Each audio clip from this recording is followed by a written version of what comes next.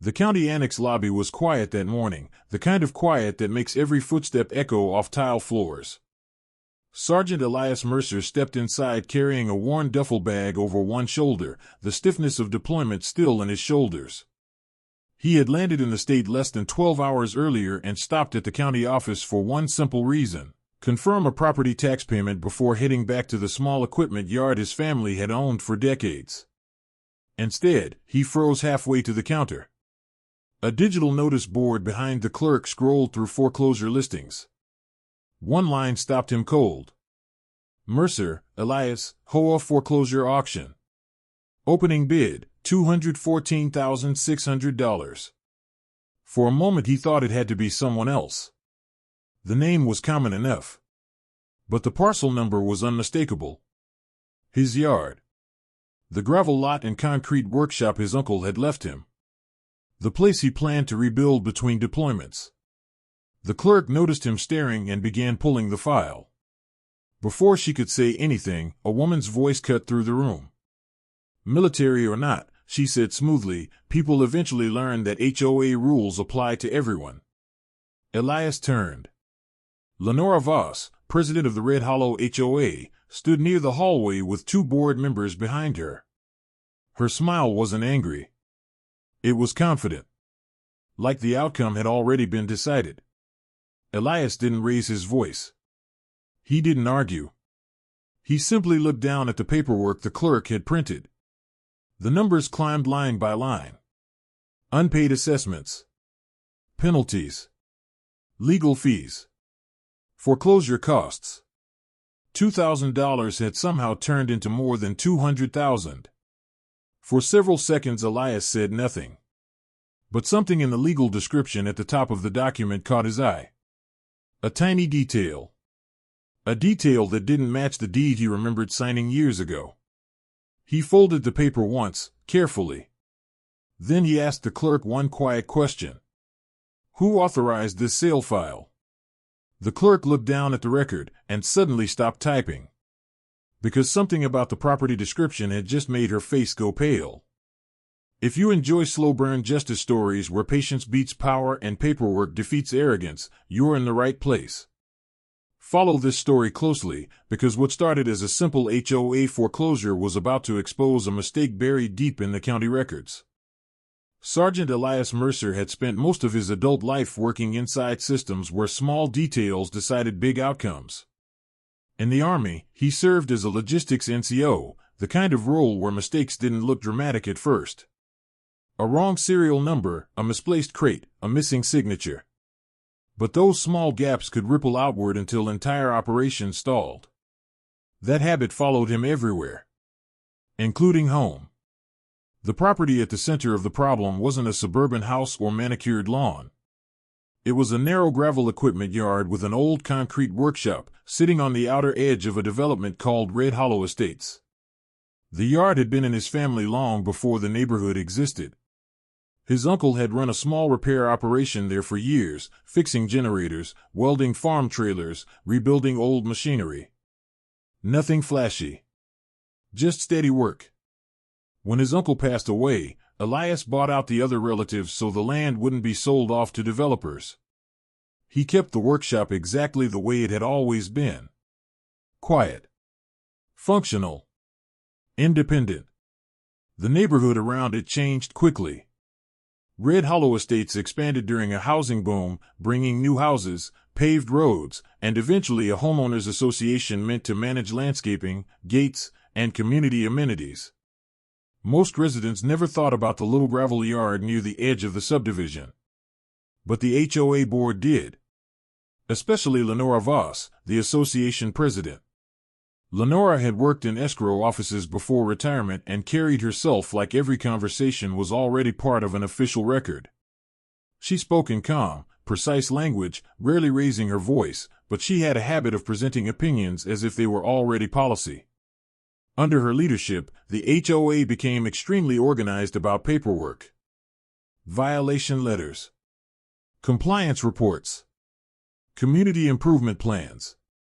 At first, the board's attention toward Elias's yard had been subtle. Newsletters mentioning all parcels within Red Hollow. Drive-by photos taken by the property management company. Questions about whether the workshop counted as commercial activity. None of it escalated into real conflict. And Elias rarely attended HOA meetings anyway. He assumed the association understood something important: his parcel had always existed separately from the subdivision. Or at least, that's what the original deeds suggested. Before his most recent deployment, he had done what he always did when leaving for months at a time. He scanned every important document connected to the property. Tax records, deeds, utility permits, survey maps. Everything went into a cloud folder, organized, timestamped, and backed up. It wasn't paranoia. It was habit. Because systems work best when the records were clear. What Elias didn't know was that during the months he was overseas, the HOA board had started treating his quiet family property as if it already belonged to their system. And by the time he returned home, they had turned that assumption into a foreclosure. Elias didn't drive straight to the yard after leaving the county annex. Instead, he followed the old road along the edge of Red Hollow Estates, the same road he had taken hundreds of times growing up when the surrounding land had still been open fields. From a distance, the workshop looked unchanged. Concrete walls, rust-stained roof, chain-link gate facing the gravel access road. But as he slowed the truck and pulled alongside the fence, the first sign appeared. A bright fluorescent foreclosure notice wired to the gate. He stepped out slowly. The wind pushed the paper back and forth against the metal fencing. Below it hung two more documents. One was labeled Notice of Lien Enforcement. The other read Property Violation, Non-Compliant Use. Elias didn't touch them immediately. Instead, he took out his phone and photographed each notice exactly where it hung, capturing the timestamps, document numbers, and signatures printed across the bottom. Then he unlocked the gate and stepped inside. The yard itself hadn't been damaged. Nothing had been removed. But it was clear people had been there. Fresh tire tracks cut through the gravel. Inspection stickers had been placed on the workshop door. Someone had even tied another legal posting to the electrical meter. Every step of the process had been documented. Just not by him. Back at his mailbox near the road, the situation became clearer. Inside were 3 separate certified mail slips, each months old.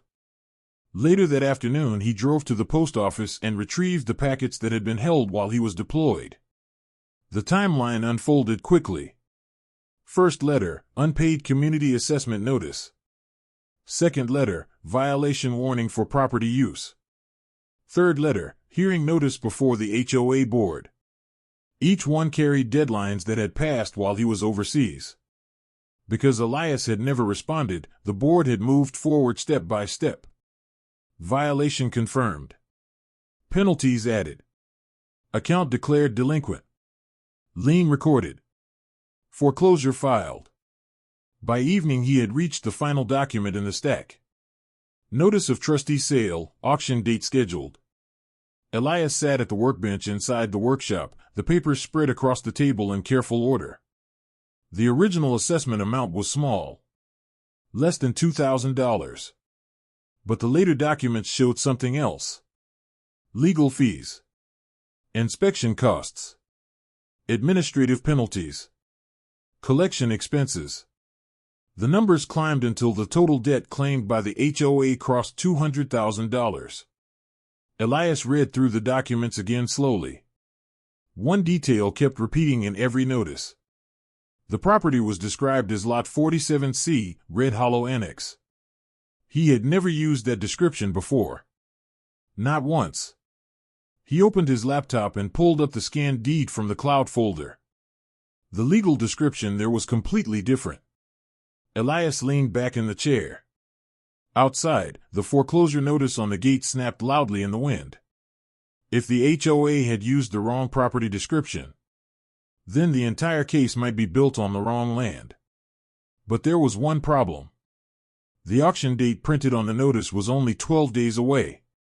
That night, Elias turned the workshop into a command post. The old wooden workbench where his uncle used to repair generator carburetors was now covered with paperwork.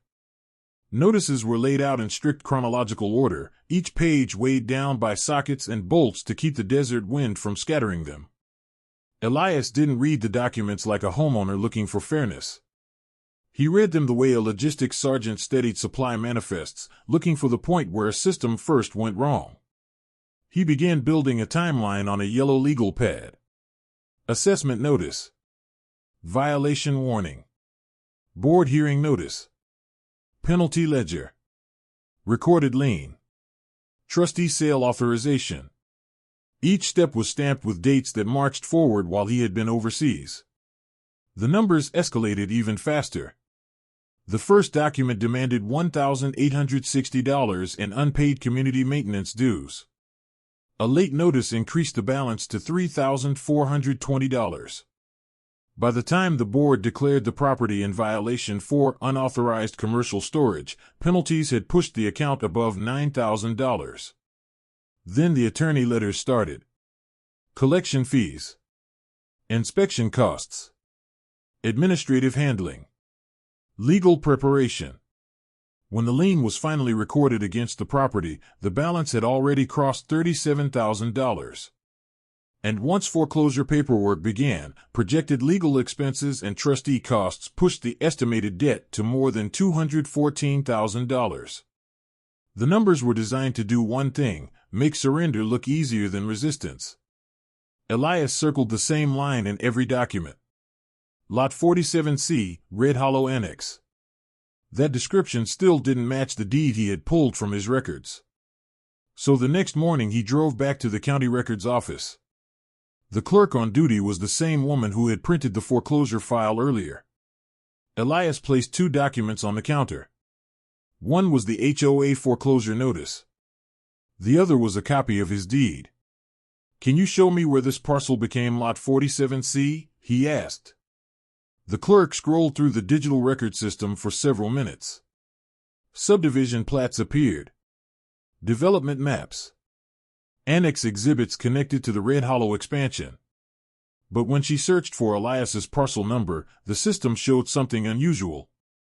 The tax assessor still listed the property under its original meets and bounds description, not the subdivision lot numbering system. "That's strange," the clerk muttered. "What is?" Elias asked. Usually when land gets annexed into a development, the assessor changes the parcel description to match the subdivision lot. She tapped the screen again. "Yours never changed." Elias felt the first real shift in the case. The HOA had been treating the yard like a subdivision lot. But the county tax system still treated it as independent land. "Can I see the annexation document?" Elias asked. The clerk searched again.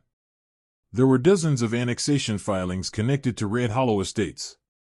But none of them clearly showed his parcel being added.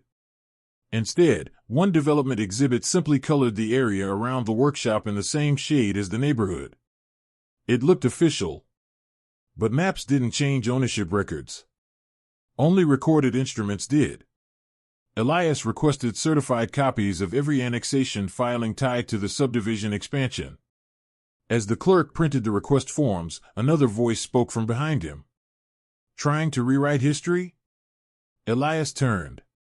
Lenora Voss stood in the hallway entrance again, flanked by the HOA treasurer and the association's attorney, Calvin Sutter. Sutter stepped forward and handed Elias a thick envelope. "Formal notice," he said calmly. Elias opened it. Inside was a new demand letter. The HOA claimed his attempts to challenge established community boundaries were interfering with lawful foreclosure proceedings. Additional legal costs had already been added to the balance. The total debt had climbed again. $231,880. Sutter folded his hands. "You had multiple chances to respond before things escalated," he said. Elias looked down at the foreclosure documents again.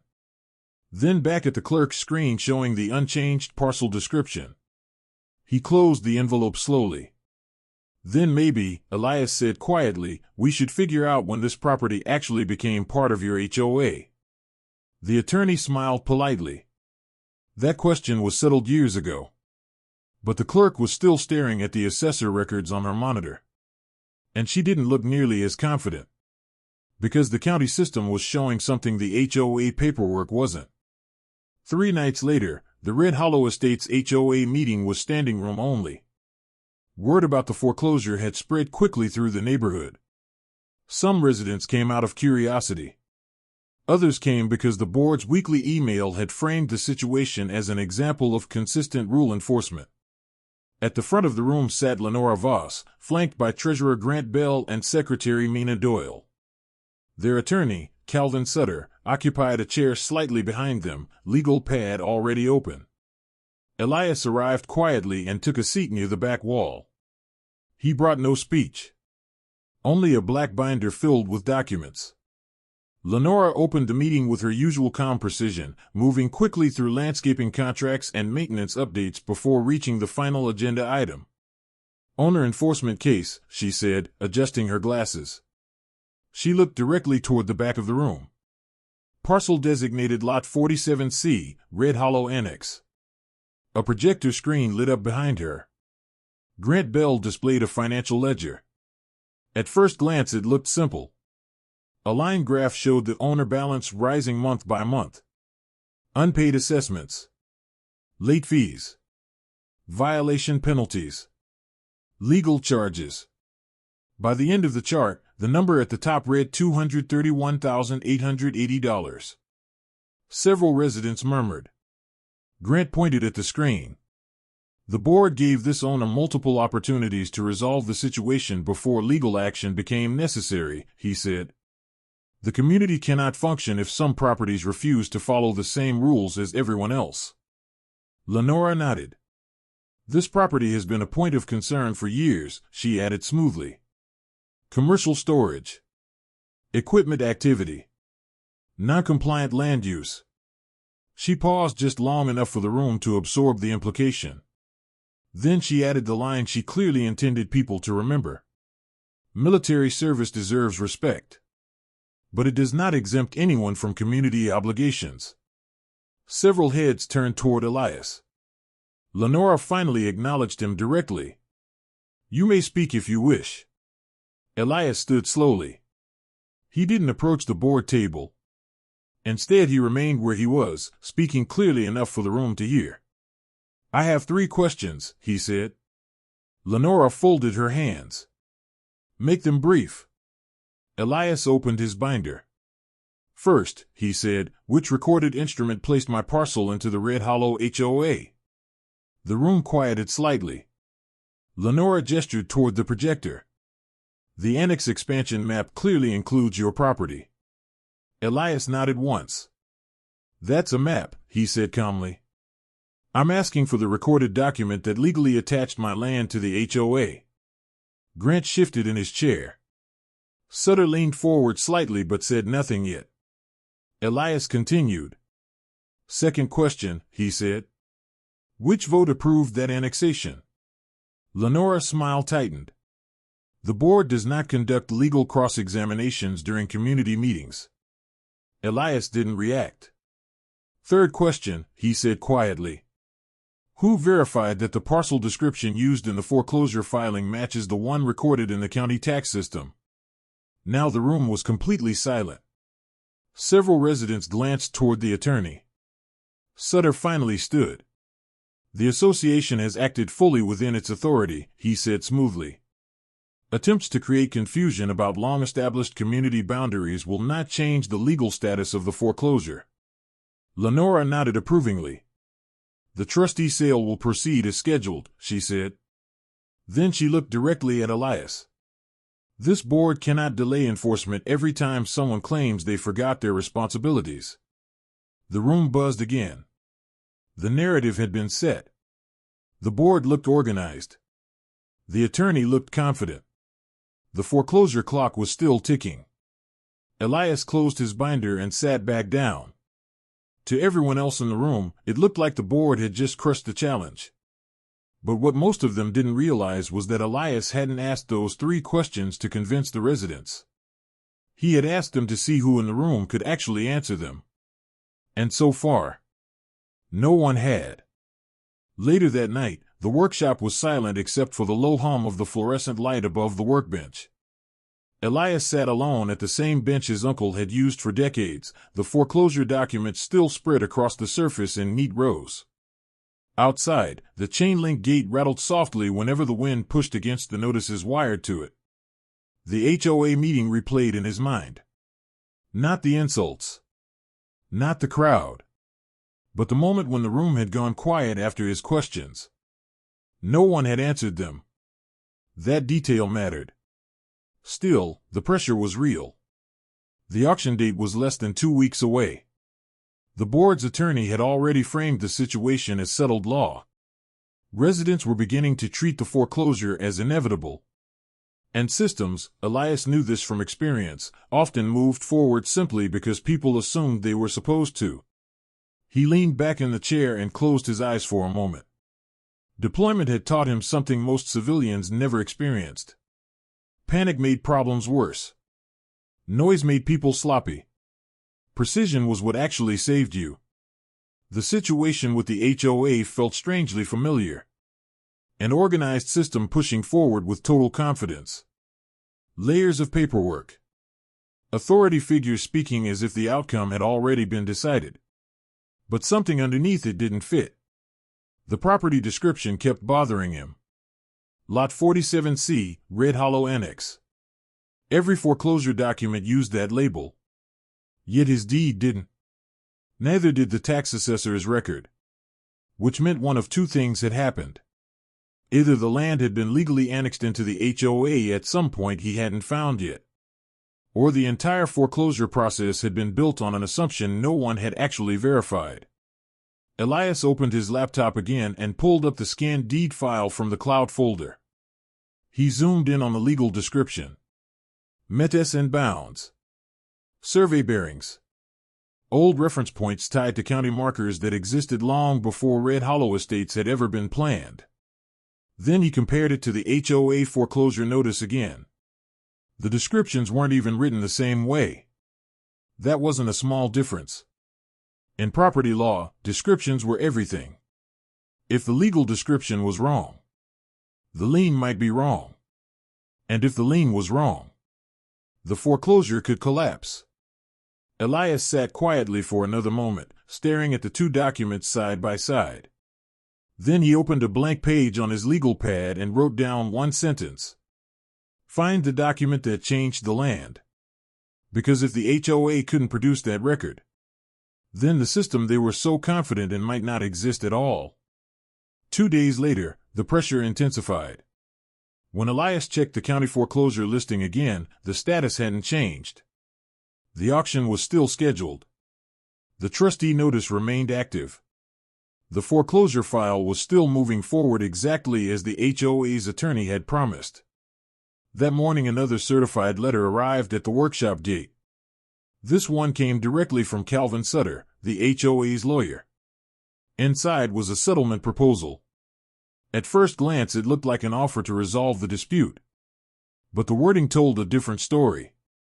If Elias signed the agreement, the HOA would temporarily suspend the foreclosure sale. In exchange, he would acknowledge that the property legally belonged within Red Hollow HOA.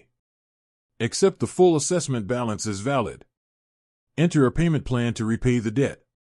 Waive all claims against the board or management company. The document also contained a quiet clause. By signing it, Elias would confirm that the HOA's authority over the parcel had never been in dispute. It was a trap disguised as compromise. If he accepted, the foreclosure might pause, but the HOA would gain permanent legal confirmation that his land belonged under their control.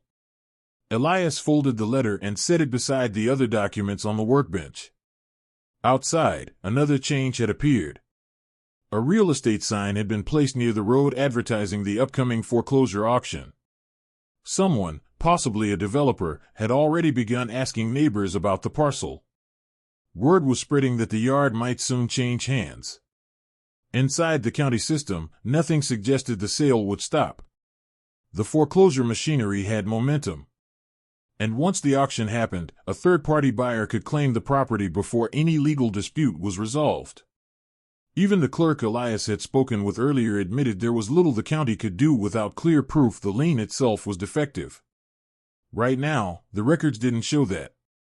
They only showed a recorded HOA lien and a scheduled trustee sale. From the outside, the situation looked finished. The HOA board appeared organized. Their attorney appeared confident. And the foreclosure clock continued ticking toward auction day. That afternoon, Elias drove back to the county records office one more time. Instead of searching under the subdivision name this time, he asked the clerk to pull the original grantor index under his family's last name. The clerk looked at the request form, slightly puzzled. "That chain goes back decades," she said. "It might take time to locate everything." Elias nodded. "I'm not looking for everything," he said quietly. "Just the document that moved this land into their system. Because if that document didn't exist, then the foreclosure might be happening on property the HOA never had the authority to control." The county records office was quieter the next afternoon.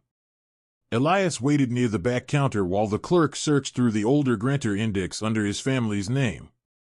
Unlike the digital subdivision files the HOA kept referencing, these records went back decades, long before Red Hollow Estates had ever been planned. For several minutes the clerk said nothing. Then she paused. "That's interesting," she murmured. Elias stepped closer to the counter. "What did you find?" The clerk rotated the monitor slightly so he could see. A line from an older property filing had appeared in the index. "Partial release and exclusion, Mercer Industrial Parcel." The document date was more than 20 years old. Older than the HOA. Older than the subdivision expansion. The clerk clicked the entry to open the scanned record. The digital image was faint and partially cropped, the kind of archive scan that had clearly been converted from an old microfilm reel. But the heading was readable. "Partial Release and Exclusion Agreement." Elias leaned closer. "Can I get a certified copy of that?" he asked. The clerk nodded slowly. "It's stored in the off-site archive system," she said. "I'll have to request the original imaging file." "How long?" She checked the processing screen. "Usually a day, maybe two." Elias did the math immediately. The foreclosure auction was less than 10 days away. Still, the title of the document alone was enough to change the direction of the entire case. If the parcel had been formally excluded from something, it meant that at some point, someone had taken the legal step to keep the land outside a larger development agreement. Which meant the HOA's assumption that the yard automatically belonged inside Red Hollow might not be correct. Elias thanked the clerk and stepped outside. As he reached his truck, his phone buzzed. A new email from attorney Calvin Sutter had arrived. The message was brief. The HOA had received Elias's request for annexation records. And according to the attorney, those records were not relevant to the validity of the foreclosure process. Elias stared at the screen for a moment. Because the clerk had requested the certified copy only 15 minutes earlier. Which meant someone on the HOA side had already been watching the county records system. And they were responding faster than before. A lot faster. If the document truly meant nothing, why were they suddenly paying so much attention to it? The certified copy arrived the following morning. The county clerk called Elias just after opening hours. "Your archive request came back," she said. "You may want to come in." There was something different in her tone. Not urgency. Recognition. Elias drove straight to the annex building. When he reached the records counter, the clerk handed him a thin manila folder containing a single certified document printed on heavy county paper. The certification stamp sat across the bottom edge, verifying it had been pulled from the original recording archive. At first glance, the document looked unremarkable. A standard legal instrument. Old signatures. Bank notations. A recording stamp from more than 20 years earlier. But the title was exactly what the index listing had shown. Partial Release and Exclusion Agreement. Elias sat at one of the public tables and began reading carefully. The document dated back to the early years of Red Hollow's development. At that time, the land surrounding the workshop had been part of a large tract assembled by a developer who planned to build the subdivision. But one parcel had remained separate: the Mercer family workshop yard. The developer had attempted to include the land in the overall community project, but the bank financing the development required certain parcels to be formally separated from the community covenant structure before construction loans could be approved. That separation was exactly what the document recorded. The Mercer parcel had been legally excluded from the subdivision's common interest obligations. The wording was precise, clear enough that even someone without legal training could understand it. The agreement stated that the Mercer parcel was not subject to any homeowners association assessments, covenants, or governance structures created for Red Hollow Estates unless the parcel owner later agreed in writing to join the association. That agreement would require a separate instrument, signed by the property owner, recorded with the county. Elias kept reading. The document went even further. It required that any future annexation attempt must include written acceptance from the Mercer parcel owner and the parcel's mortgage holder before the land could legally become part of the HOA. Elias leaned back in the chair slowly, because he already knew something important. Neither he nor his uncle had ever signed such an agreement. He had scanned every property record before deployment. There was no annexation acceptance, which meant the HOA had been assessing dues, issuing violations, recording liens, and scheduling foreclosure on land that had never legally joined their association. Elias stood and walked back to the clerk's desk. "Can we compare this description with the foreclosure file?" he asked. The clerk pulled up the foreclosure record again. The legal description used by the HOA read, Lot 47C, Red Hollow Annex. But the certified exclusion document described the Mercer parcel using the original meets and bounds survey description recorded decades earlier. The two descriptions weren't just different. They belonged to completely different legal frameworks. One described subdivision property. The other described independent land excluded from the subdivision structure. The clerk stared at the documents side by side. Then she scrolled through the foreclosure filing again. "Wait," she said quietly. She checked the lien document recorded by the HOA attorney. Then the trustee authorization. Then the parcel reference used to schedule the auction. Each one relied on the same subdivision lot description, not the original property description, which meant the foreclosure had been built on a legal assumption. An assumption that the Mercer parcel belonged to the HOA. The clerk's expression changed. She picked up the phone beside her desk and called for her supervisor. Within minutes, the supervisor joined them at the counter. Elias handed over the certified document. The supervisor read the first two paragraphs carefully. Then the section describing the exclusion clause. Then the requirement for written owner acceptance before annexation. He looked back at the foreclosure file. "Do we have a recorded annexation acceptance for this parcel?" he asked the clerk. She searched again. Nothing appeared. The supervisor frowned. "If this document is accurate," he said slowly, "then the HOA may not have had authority to file this lien in the first place." He opened the foreclosure schedule and located the Mercer auction entry. The date was only days away. But if the lien itself was defective, the county could not allow the auction to proceed without review.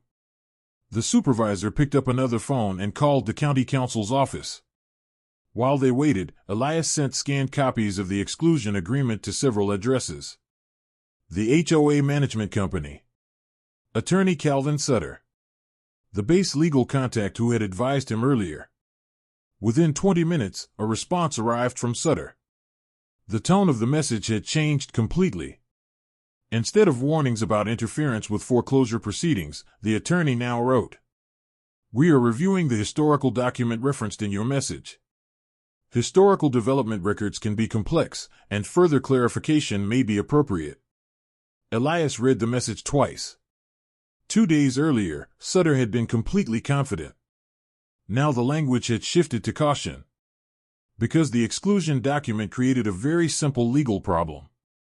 If the Mercer parcel had never legally joined the HOA, then every enforcement action the board had taken might be invalid. The assessments, the penalties, the lien, the foreclosure. The supervisor returned from the phone call and closed the foreclosure file. "We're placing this sale under administrative review," he said. "The county cannot proceed with an auction until the authority behind the lien is verified." The clerk looked back at Elias. "That means the auction is frozen," she said. For the first time since the foreclosure notices appeared on his gate, the momentum of the system had stopped moving against him. But Elias knew something else. Stopping the sale was only the beginning.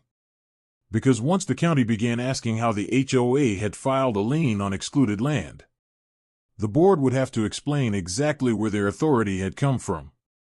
And the next conversation about the Mercer parcel would not happen at an HOA meeting. It would happen in front of county officials reviewing the entire foreclosure file. The meeting wasn't held in a courtroom. There were no raised benches, no jury seats, no dramatic silence like people imagined from television. Instead, the confrontation took place in a cramped county conference room 2 floors above the records office. Fluorescent lights hummed softly overhead. A long rectangular table divided the room. On one side sat county counsel, the foreclosure clerk supervisor, and a records specialist who had printed several thick document packets. On the other side sat the people responsible for the foreclosure.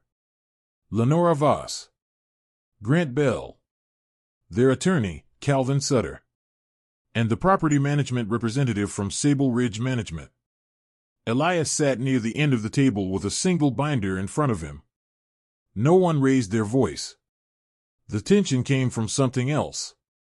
Paper. Stacks of it. County counsel began the meeting without ceremony. "This review concerns the foreclosure file submitted by Red Hollow Estates Homeowners Association regarding the Mercer parcel," she said. She opened the folder in front of her. "We are here to determine whether the association possessed lawful authority to record the lien used to initiate the trustee sale." Sutter spoke first. "The association has enforced its governing documents consistently for many years," he said smoothly. "The Mercer parcel has long been treated as part of the Red Hollow community." The county attorney didn't react. "Treatment," she said, "is not the same thing as recorded authority." She turned toward Elias. "You requested this review. Please explain your position." Elias slid a single document across the table. "The Certified Exclusion Agreement." The county attorney read the heading again. "Partial release and exclusion," she said. "Yes," Elias replied. "That document removed the Mercer parcel from the development covenant structure before the subdivision was built." She continued reading until she reached the section requiring written acceptance before any future annexation. "Did you ever sign such an agreement?" she asked. "No," Elias said. She turned to Sutter. "Did the association obtain a recorded annexation acceptance from the Mercer parcel owner?" Sutter adjusted his glasses. "The parcel has appeared on community maps for years," he said carefully. "That was not my question," the county attorney replied. The room went quiet.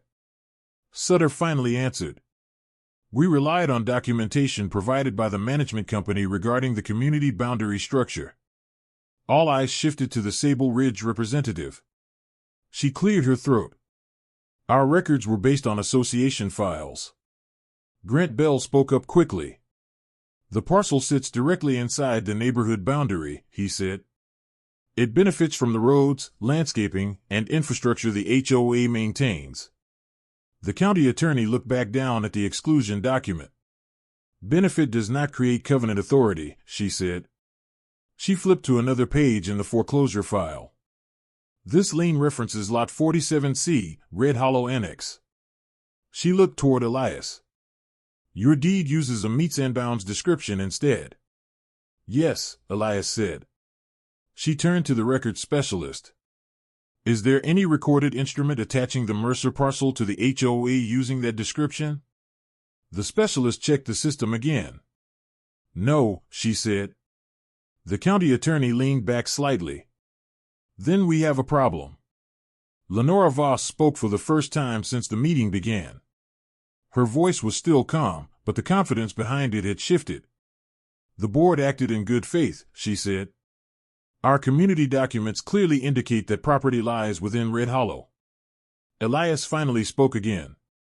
"The maps you're referencing were marketing materials created during development," he said. Lenora's expression hardened. "The community has operated under those boundaries for decades." Elias opened his binder and pulled out the exclusion document again. "This," he said, tapping the paper lightly, "was recorded with the county before the HOA ever existed." He turned it so everyone could see the highlighted sentence. The room leaned closer. The clause was simple. "The Mercer parcel shall remain excluded from all common interest governance unless annexed by written acceptance recorded by the parcel owner." Silence settled across the table. Then Elias delivered the line that changed the entire tone of the meeting. "A neighborhood assumption," he said calmly, "is not a recorded right." The county attorney closed the foreclosure file. "The trustee sale will be suspended pending formal review," she said. She looked toward Sutter. "If this parcel was excluded from the HOA covenant structure, the lien used to initiate foreclosure may be defective." Grant Bell shifted uncomfortably in his chair. Lenora said nothing. The county attorney continued. "We will also be reviewing how the parcel was classified during enforcement proceedings." That sentence carried more weight than anything said so far. Because it meant the county was no longer reviewing Elias. They were reviewing the HOA. Outside the conference room door, several residents had gathered after hearing rumors about the meeting. When the door opened and the board members stepped out, the hallway went quiet. Lenora walked past them without speaking. Grant Bell kept his eyes on the floor. Sutter stopped briefly beside Elias. "The situation is still under review," he said carefully. Elias nodded. "I understand." Sutter studied him for a moment. "Why didn't you bring that document to the HOA meeting?" Elias closed his binder. "Because," he said calmly, "I needed the county to read it first." Sutter didn't reply. Down the hallway, the foreclosure clerk removed the Mercer parcel listing from the upcoming auction schedule. It was a small administrative action. Just a few keystrokes. But for the first time since the notices appeared on Elias's gate, the system had stopped moving against him. And now, it was beginning to move in the other direction. 3 days after the county review meeting, the first official notice arrived. It came from the county foreclosure office. The document was brief and procedural, but the effect was immediate. Trustee sale canceled, administrative review of lien authority. The Mercer parcel was officially removed from the foreclosure schedule. The auction that had been advertised on real estate sites and investor listings was no longer authorized to proceed. But that was only the beginning. Because once the county council began reviewing the lien itself, the questions multiplied quickly. The foreclosure file showed that the HOA had recorded the lien under the assumption that the Mercer parcel belonged to the Red Hollow covenant structure. But the partial release and exclusion agreement proved something different. The land had been legally separated from the subdivision long before the HOA existed. And the agreement clearly required written acceptance by the parcel owner before the property could ever become part of the association. No such acceptance existed, which meant the HOA's authority to assess dues, issue violations, and record the lien had never been legally established. Within a week, a second letter arrived, this one addressed to the HOA itself. The county requested documentation showing how the parcel had been annexed into the community structure. The board could not produce it, because it didn't exist. Attorney Calvin Sutter responded carefully, describing the situation as a historical boundary misunderstanding tied to development era mapping. But the county's position was straightforward. Marketing maps and community assumptions did not override recorded property instruments. The lien against the Mercer parcel was now considered legally defective. And once a lien failed, the entire foreclosure process collapsed with it. The HOA's management company quickly issued a correction notice. The Mercer parcel was removed from the association's assessment system. All outstanding HOA balances connected to the property were voided. Violation notices tied to the workshop yard were withdrawn. But the financial damage didn't end there. Because Elias had already retained a property attorney once the exclusion document surfaced. The attorney's response letter to the HOA was direct. The association had attempted foreclosure on property outside its authority. That action exposed the board to wrongful lien and enforcement claims. Rather than escalate into litigation, the HOA's insurance carrier recommended immediate settlement discussions. Within days, several things happened quietly. The foreclosure lien was formally released in county records. Legal fees associated with the enforcement action were reversed. The HOA reimbursed Elias for the cost of certified record retrieval and legal consultation. More importantly, the association was required to correct its internal records to show that the Mercer parcel was not part of the Red Hollow HOA jurisdiction. For residents inside the neighborhood, the situation triggered something the board had not expected. Questions. If the HOA had been so certain about Elias's property, what else had been enforced without proper verification? At the next community meeting, attendance was larger than usual. But the tone was completely different. Residents wanted explanations about how a foreclosure had nearly occurred on land the HOA did not control. Treasurer Grant Bell resigned shortly afterward, citing personal reasons. Secretary Mina Doyle stepped down as well. Lenora Voss attempted to frame the incident as a complex legal misunderstanding tied to early development records. But the narrative had changed. The board's authority had always depended on the idea that their paperwork was solid. Now everyone knew that the most aggressive enforcement action the HOA had ever taken had been built on a missing document. Meanwhile, the Mercer parcel returned to its quiet routine. The foreclosure notices disappeared from the chain-link gate. Inspection stickers were removed from the workshop door. The real estate sign advertising the auction vanished from the roadside.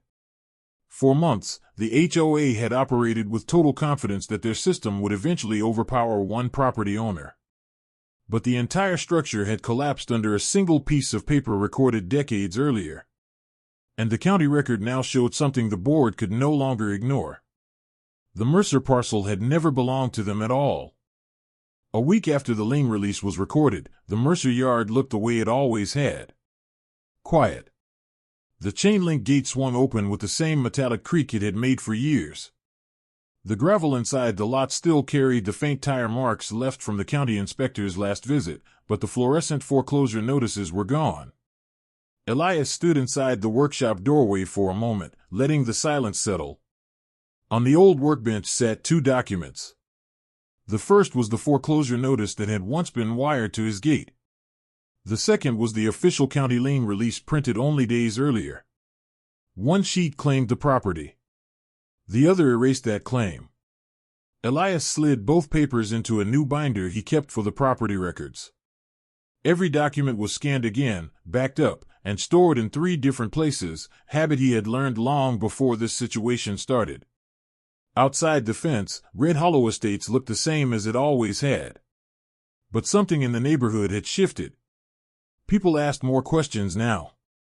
They read the fine print. Because the loudest authority in the community had nearly taken land it didn't control. And in the end, the entire foreclosure had collapsed under the weight of a single document someone had once assumed nobody would ever check.